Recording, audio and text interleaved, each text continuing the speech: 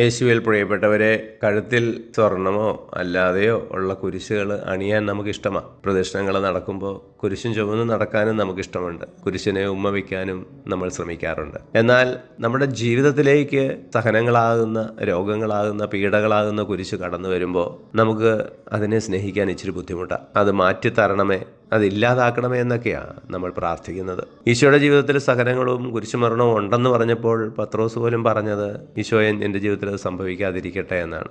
ഈശോ പ്രതികരിച്ചത്, പിശാച് നീ എൻ്റെ പിന്നിൽ പോകും, നീ എനിക്ക് തടസ്സമാണ് എന്നാണ്. ഇന്നത്തെ വചനത്തിലൂടെ നാം കടന്നു പോകുമ്പോൾ കുരിശിനെ സ്നേഹിക്കുന്നവരാണ് രക്ഷയിലേക്ക് നടന്നു നീങ്ങുന്നത് എന്ന് കാണുന്നു. കുരിശിനെ ഭോഷത്വമായി കരുതുന്നവർ നാശത്തിലേക്ക് നടക്കുന്നു എന്നാണ് പറയുക. കുരിശിൻ്റെ വിശുദ്ധ യോഹന്നാൻ സഹനങ്ങൾ വേണമെന്ന്, ജീവിതത്തിൽ കൂടുതൽ കൂടുതൽ സഹനങ്ങൾ കിട്ടണമെന്ന് ആഗ്രഹിച്ച് പ്രാർത്ഥിച്ച വ്യക്തിയാണ്. അതുകൊണ്ട് തന്നെ അദ്ദേഹം പേരിനോട് ചേർത്ത് വെച്ചു കുരിശിൻ്റെ വിശുദ്ധ യോഹന്നാൻ. നമുക്കും കുരിശിനെ സ്നേഹിക്കാം. ഇന്ന് കുരിശിൻ്റെ പുകഴ്ചയുടെ തിരുനാൾ.